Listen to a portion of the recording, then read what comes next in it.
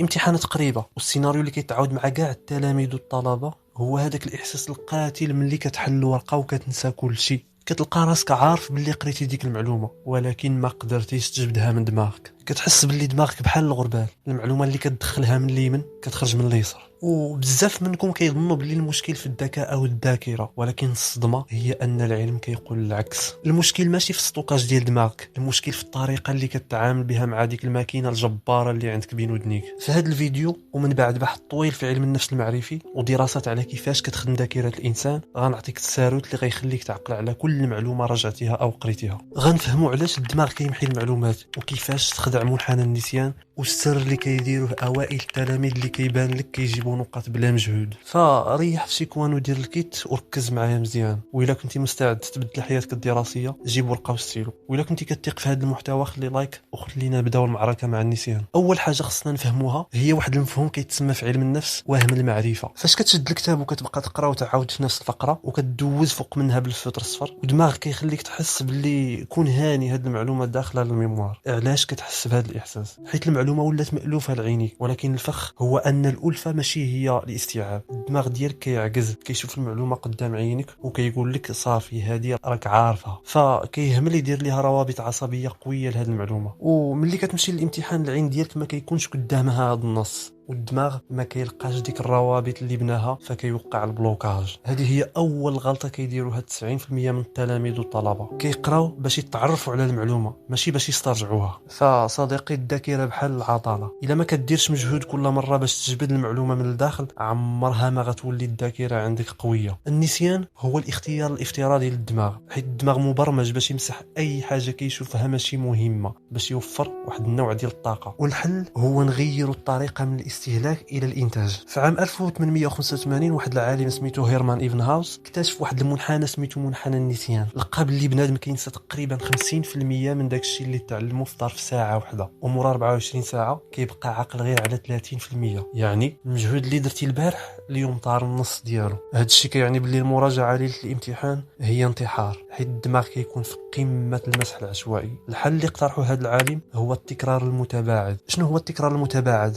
او المتباعد؟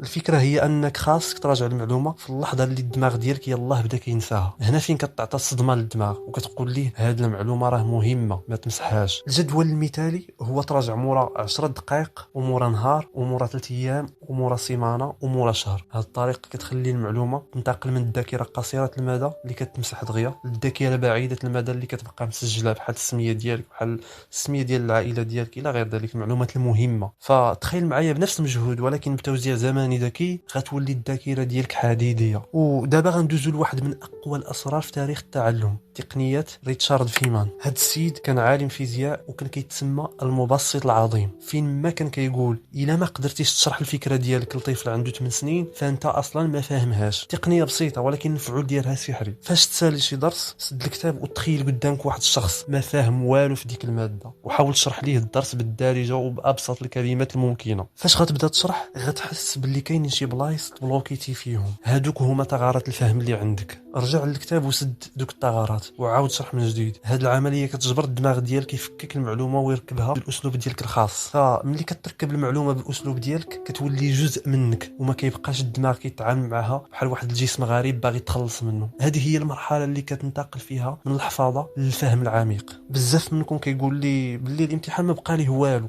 وما عنديش الوقت لهذا الشيء كامل. هنا غنطبقوا واحد القانون سميتو قانون باريتو او قاعده 80-20. هذه القاعده كتقول باللي 80% من النتائج او النقاط كتجي غير من 20% ديال المجهود. في اي ماده كاينين دروس وفقرات اللي كتحط ديما وهي اللي عليها العمده. والتلميذ الذكي او الطالب الذكي ماشي هو اللي يقرا كل شيء بنفس الحماس، ولكن هو اللي يعرف ديك 20% الذهبيه، يعني كيعرف يخرج ديك 20% من كل ماده. ولكن السؤال المطروح هو كيفاش تعرفها. طريقه سهله، كنرجعوا للامتحانات القديمه ديال 5 سنين الاخرى كتلقى واحد النمط كيتعاود، اسئله معينه كترجع بصيغ مختلفه. فركز الطاقه ديالك كامله في ديك 20% وضبطها بعد استرجاع النشيط وتقنيه فيمان. هذه الطريقه غتخليك تجيب نقطه طالعه بزاف مقارنه بالوقت اللي بقالك. وديما حاول تخدم بالعقل ماشي بالجهد، فالجهد بلا ذكاء هو اللي كيوصل للارهاق والنتائج الضعيفه، اما الذكاء كيوصل للقمه باقل مجهود. وفي الاخير بغيت نقول لك باللي النجاح الدراسي ماشي زهر وماشي عبقريه تزاديتي بها، النجاح هو سيستيم، الا غيرتي السيستيم اللي خدام به دماغك غتغير النتائج ديالك. فانت عندك قدرات كبيره ولكن كنتي كتستعمل الساروت الغلط. جرب هاد الطرق اللي هضرنا عليها خصوصا الاسترجاع النشيط وبعد على وهم المعرفه. فإلا عجبك هذا المحتوى بغيتي نزيدو نتعمقوا في تطوير الذات وفهم خبايا النفس البشريه، فمرحبا بك، اشترك وفعل الجرس باش يوصلك الجديد ديالنا. كنبغي نسمع رايكم في التعليقات، شنو هو اكثر درس كتلقاو فيه صعوبه وشنو هي التقنيه اللي غتبداو تطبقوها من اليوم. شكرا بزاف على وقتكم، كنتمنى لكم التوفيق من كل القلب، وتذكروا دائما القوه في المعرفه والمعرفه في التطبيق. تهلاو.